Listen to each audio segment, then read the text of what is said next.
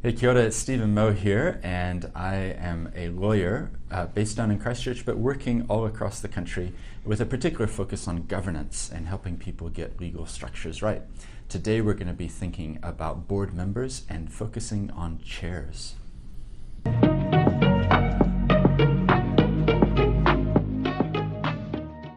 Hi, welcome to Governance Bites. My name is Banicevich, and as you just heard, today I have the pleasure again of spending more time with Steven Moe. Steven, thank you very much for your time. I'm looking forward to this because this topic is dear to my heart. Okay, yeah. Great. And I know you're a very experienced director. Not only do you have the Board Matters podcast for the Institute of Directors, you've done the Advanced Directors course, you have your own podcast, of course, the Seeds podcast, which has some amazing guests, so I highly recommend that one if you haven't already seen it.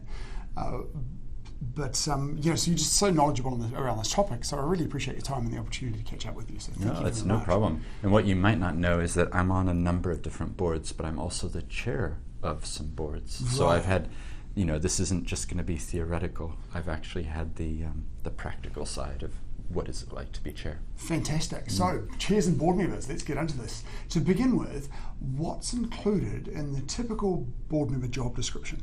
Yeah, this is a great question. I think it depends on the organization, but there are some basic things that you would definitely want your board members to have. And this sounds a bit generic, but I would want them to bring a level of curiosity to their position. In other words, they're not just going to take what the CEO says as, well, that's the truth. Like they're going to question, they're going to bring a sense of, tell me more, what do you mean by this? So that's one important characteristic I'd want to see from board members. I think it's good to have a diversity around the boardroom, and that could be beyond traditional sort of age, ethnicity, background, gender. Those are the ones that we talk about, but actually sometimes you won't have a diverse board even though you've ticked those boxes because everybody actually thinks very similarly. So it's about a diversity of thought, which is really important around the boardroom table. And then I guess needs to be a commitment to the organization, because ultimately, whatever entity type, you need to be acting in the best interests of that organization. Right. So those would be some of the principles. I mean, there's a long list. I just actually developed a board skills matrix, which goes into different types of things that you might want to consider and has columns for each of the board members so you can rate them, which I think is a helpful tool. People tell me they find it helpful, so I can share with you the link and people can download it and have a look. Yeah, it's a very useful tool. Of course, you also want your board members to be prepared to walk in the board meeting having read and digested the board pack and be ready to discuss it. Yep. I've had, I think it was a conversation with Dr. Peter Crow, who's amazing, and talked about the old days of hearing the ripping of the board pack. Right. When people sat down. These days, of course, all electronic, but the principle stands, right? Yeah. You want to make sure I've heard of people who seal the papers similarly, so that they can tell if they've been opened or not in the meeting. Well, and these days with board software as well, the software records whether or not you've been on it, and so there's some good data available on those things too. But certainly, the job of a board member is to be prepared when you come in. Yeah. How is the role of the chair different from the role of board members? What are their additional duties?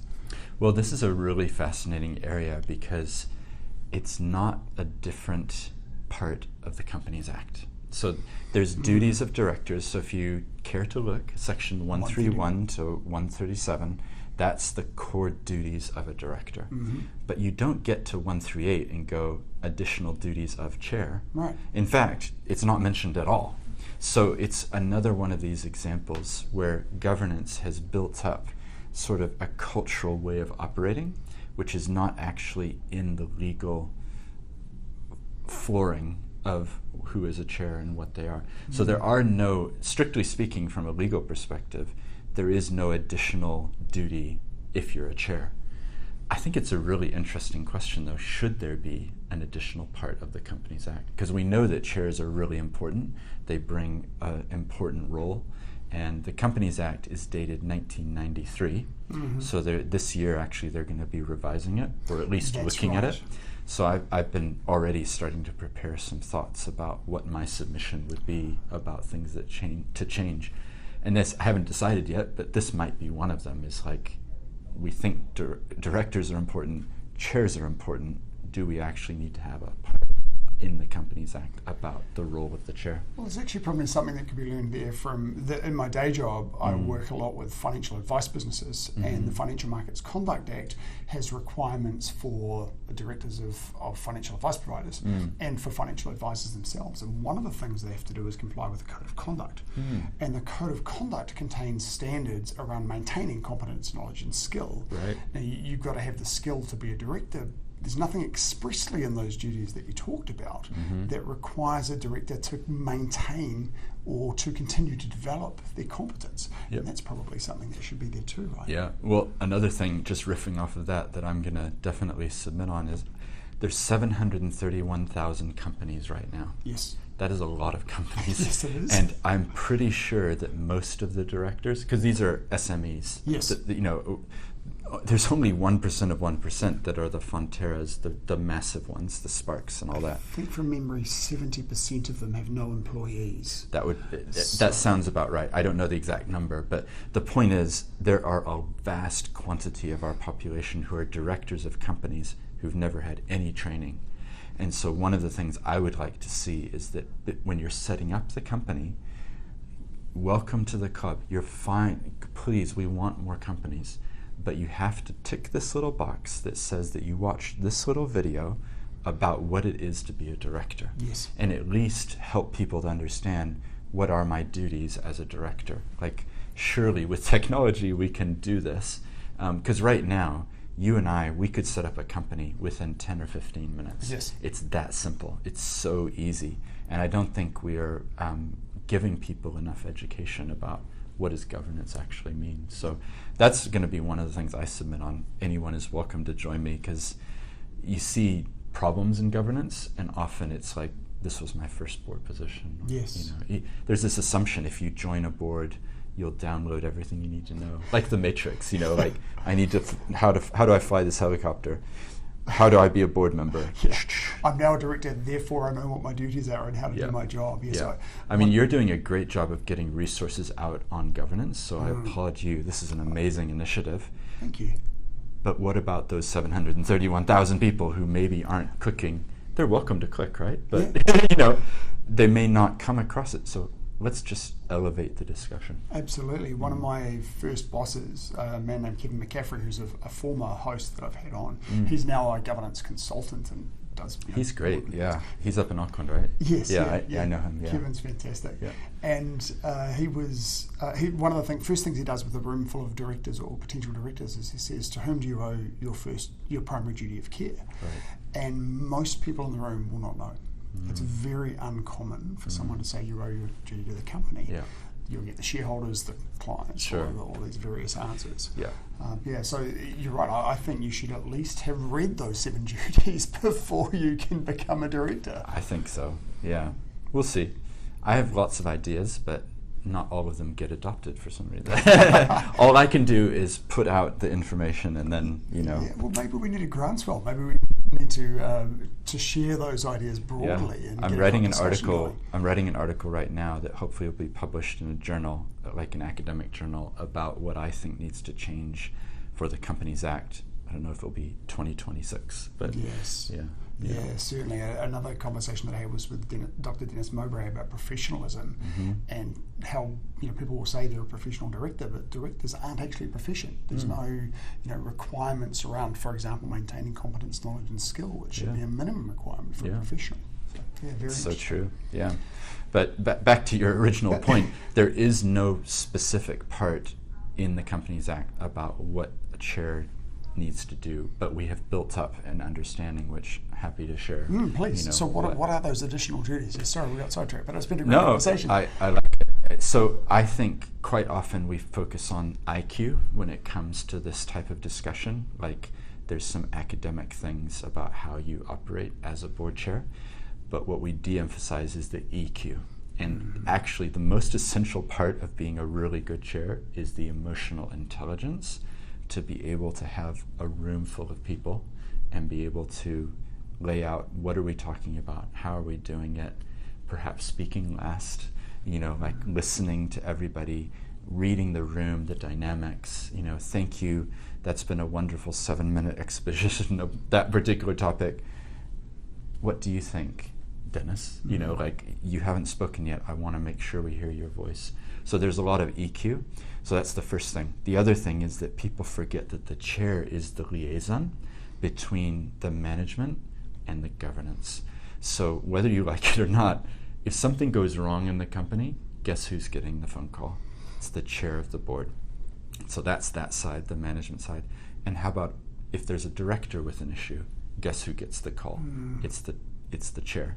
So you're having to play this balancing role between supporting the CEO, supporting management, what's happening, oh, there's this thing called COVID, what are we going to do, you know, and also dealing with the other board members and making sure that everyone's on track. Yes. You know, so there's a lot more to it, and my hopefully a takeaway from this would be, if you're on a board and you have a chair, get your phone out right now, text them and say thank you, because it ends up being a thankless task. Nobody remembers that there's a lot more involved. So please tell your chairs how amazing they are, and please let them know, because very often you don't get anybody saying thank you. As a board member, you'll often be turning up to a board meeting maybe once a month, maybe once a quarter, prepared, reading your board pack and doing your background reading, but the chair's also having weekly conversations or fortnightly conversations with the CEO, helping to prepare the agenda, working with the management team. A whole lot of work outside the board meeting that they do, rather than just sitting in that boardroom. That's right. So really what we're talking about is relationships, and the relationships that the chair needs to have. Yes. So it's relationships with the other board members, it's also relationships with the CEO, and potentially with other management as well. So it's an extra layer that you need to be thinking about. So as a rough estimate, as someone who's done board roles and chair roles, approximately what's the ratio of time that a chair would spend versus a board member? More than you think, I would say. Because I'm the chair of a company called Community Finance. So we've raised more than $165 million for social housing in the last 4 years. Wow. We're the largest impact investing group of that kind. The only thing that's bigger is a New Zealand Green Investment Finance, which is government-backed. So I talk with James, the CEO, very regularly in a really positive, constructive way. We know if he calls and I'm on a call, I'll call him back, or vice versa. But it's definitely more time and effort thinking about things like, we're going to have a strategy day. What should our focus be? What's the agenda for the next meeting? Should we get an external speaker in? There's an issue over here with that person. The board composition, we probably need different representation from this group that we're trying to serve. So I don't have an exact number, but I can tell you that it's a big step up from being a board member to being the chair of a board. I would estimate that even when things are running smoothly, it's at least twice, possibly 3 times as much work as being a board member. Yep. And when something serious happens, it would explode. Even elevate. Yeah, I think that's probably fair. What relationships does the chair have that differ from the board member relationships? You talked about that a little bit earlier, but can you elaborate on those relationships? I mean, I think it comes back to this governance level in terms of the other board members. And so the key thing here is that I think the chair should be reaching out to the other board members in between meetings. So it's not just a case of we have our next board meeting in a month's time. See you then. They should be, if they can, what do you think of this upcoming issue, or having those conversations. So the relationship is an under-focused part of governance. Yes. I think we get into kind of a Western mindset in some ways of show me the financials, show me the figures, but actually to have a really good board, you need to have solid relationships, and that can only come with time, ideally in person rather than Teams and Zoom. We're going to have our meeting at 10 o'clock. Let's get together for an hour before and we'll just have breakfast or whatever.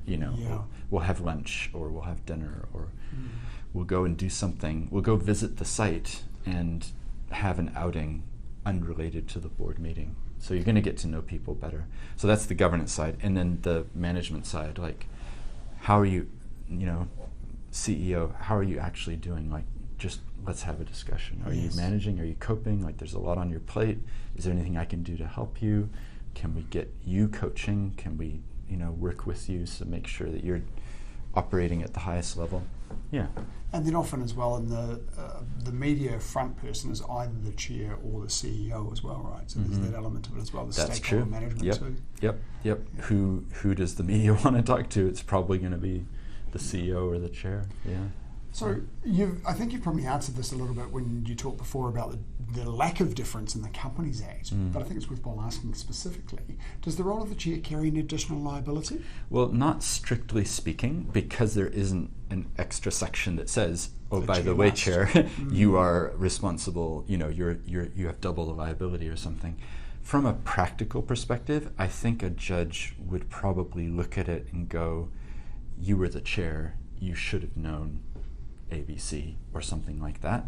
But let's make it really real. Mainzeal has been in the news for a decade or more. So Jenny Shipley, ex-Prime Minister, was held liable alongside other directors, but she was the chair, but she was not held liable for more than the other directors. So I think they were about 6 million or so each. So there's 36 million accredited of the about 120 million in the bankruptcy, 36 million towards the directors, and 18 million of it was actually for Richard Yan, who was the shareholder representative director. So he did have additional liability, but the other 3 directors did not have, between them I think it was 6 million. So Jenny Shipley as the chair didn't owe 7 million or 8 million or something. So I think that's probably the answer. But having said that, I'm pretty sure the judge would look at it and go, well, you were trading recklessly, you were the chair, you got lots of information, and maybe that would become part of the factors. So it's possible that other members of the board may be able to bring out evidence that they didn't know or shouldn't have known, or ought not to have known, but the chair is less likely to have those kind of defences available because they're so I think that's a good way to summarize it. Yeah, I think, if you're the chair, where does the buck stop? It's got to be, the chair is meant to know what's going on.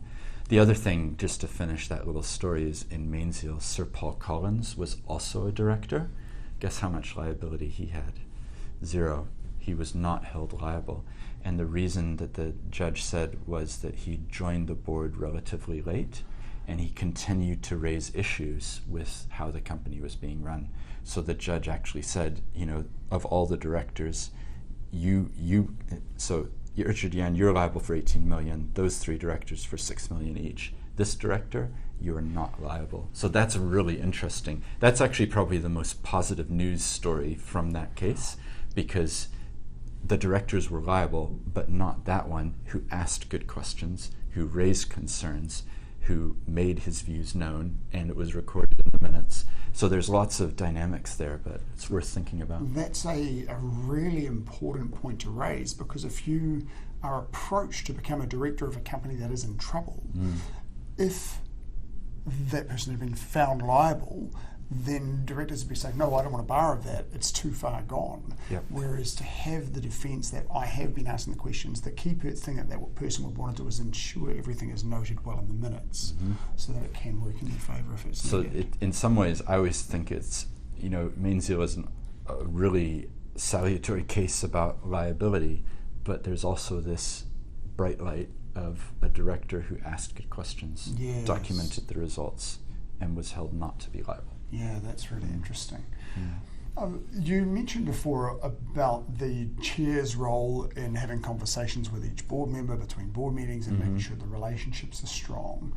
Is there anything else you'd like to say about the chair's role in board relationships? And in particular, or additionally, what about inducting new board members?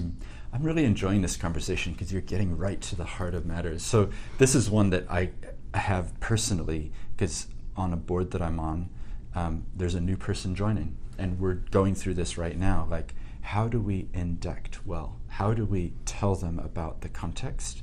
How do we provide them with information about the company's constitution? Here's our policies, board charters, AML, all of the things that you need to know. In a way that isn't, here's 3,000 pages of reading. That's it. Yeah, exactly. And also the accounts, like let's look at last year's accounts. Here's where we're at. Here's what's happening. Here's the competitors. Here's the risk. So I think this, to answer your question, I think the board does have, the chair of the board does have a responsibility to educate new people, or at least ensure that they know what they're getting into. Because too often people join the board and it's like, oh, and by the way, George over here has joined. Good to see you, George. Thanks for joining. All right, agenda item number 1. And it's like, yeah, but you haven't empowered them to be positive contributors. You've been there, unfortunately. Yeah. Yes. Well, you and me both. I think we've both seen it. So and my plea to anybody watching is, think about your induction packs. Think about how you train people as they join.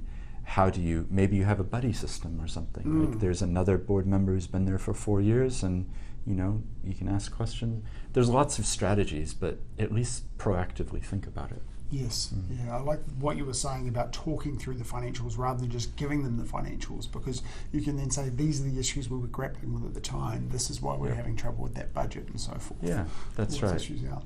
And it removes the assumption that they know about the entity without having been told. Because let's be honest, not everyone is an accountant. I'm not an accountant. I don't want to be an accountant. I like it if somebody says, look, here's the financials. This happened here, so that's why it's recorded as a liability. And this over here, the asset, well, that is this. And then here's the profit, and here's how we arrived there. It's not, for you, if you know the business, it's like, it's obvious, it's just the numbers. But don't make the assumption that someone new is just going to pick it up. The other thing that is worthwhile talking through when you're talking about the financials is what the key levers are in the industry. Liquidity is different in different industries. The finance level is very different in different industries. The capitalisation. So talking them through what those standard levels are, what the levers are that it can be pulled to play with revenue and reduce costs and so forth. There's a lot of important information that can be brought through in that induction. Exactly, and the new board member might have 10 years of experience on a retail board, like selling stuff to the public. Yes. But they've just joined a board which is about social housing or, something completely different. And it's like, all that knowledge is good and helpful and we need it, but let me help you translate it into this new context, which ultimately is more interesting for the directors because then they get diverse ranges of things they're learning about, and also able to bring what they know. Like the retail person can then bring that knowledge to the public housing sector and go, oh, this is interesting because when I was in retail, we did it this way. And let's learn from that. Let's do it differently here. Yeah, very much. Yeah. With so much riding on the chair, what happens if the chair is suddenly unavailable? Well, my philosophy here is that boards shouldn't just have a chair, they should have a deputy chair. The reason is, for that reason actually, that inevitably there's going to be a sickness, there's going to be a wedding, there's going to be a planned holiday that the chair they're not there. So my philosophy would be have a deputy chair who can step into their shoes. And here's the best part of this, succession planning. Don't just have a chair who's there for the next 2 decades. If you are thinking as a board together, if you had a deputy chair, hopefully that person will one day step into the chair's shoes, and then there'll be a new deputy, and then at some point they will step in. So it's not having to have the whole burden yourself that way as well. So how much is that deputy chair involved in the regular CEO meetings, the outside of board meeting catch-ups with the other directors, all those other activities the chair does? That's a great question. I guess it's going to depend on the context, the size of the organization, and how often these things are happening. But I would say if you're wanting to train someone up, because let's be honest, one of the primary functions of a board member should be that you're finding someone to succeed you. Like you're doing a disservice to an organization if you will be there forever, because none of us will be here forever. So if you have that mindset of, I want to train this person so that they can step into my shoes, allowing me to serve another organization because I've been able to move on, I think that would be the most positive. So I guess involve them as much as is reasonable. I don't think that they need to join every call with the CEO. Like, I think there's still a role for the chair to play, rather than saying, because everyone's busy and trying to get 3 people together is harder than 2. It's also something that the chair role being so much bigger than a board director role, you wouldn't throw them in all at once, would you? You'd just kind of bring them and say, okay, let's introduce you to this part of my role. Yep. And then when they get their head around that, let's introduce you to the next part of my role. So you can do it in a staggered that might fashion. be a way. And you might have, like, I actually encourage having terms. So this is a 4-year term or 3-year term or whatever. Absolutely. And that way you could the first year we're going to concentrate on this aspect, and the second year on this aspect. And then by the 3rd year or the 4th year, it's natural. Like, of course they're the chair. They know everything they need to know. It's serving the organization if you can do that. I know this is difficult, but that would be ideal. Absolutely. So what advice would you give to a new chair? To a new chair, well, I would be doing as much training as possible and getting as many resources as possible about chairing the board. There's actually quite a lot out there. I've written a guide which is called Chairing the AGM, and I've written another one on chairing the board. So there are resources that we can give you the links, and that'd be great. People can access this information. If you're the new chair, I would be talking to the previous chair. If there wasn't some sort of a formal induction, I'd be wanting to know, what are the things that you wish that you'd known. But quite a lot of it will be relevant, whatever the sector, whatever the industry, the EQ side, soft skills of listening, soft skills of delegating. These are things that would be applicable no matter what. Yes. Well, Stephen, thank you again very much for your time. It's great to draw some of that extensive knowledge from your head, put it out there in the ether. So I really appreciate your time. I look forward to catching up again soon and see you next episode. Sounds great. Thank you. Thank you for watching this episode of Governance Bites. We have more episodes on YouTube and your favourite podcast channel, where I interview directors and experts on various topics relating to boards of directors and governance. We'd love to see you back, and please like, subscribe, and share the videos and podcasts.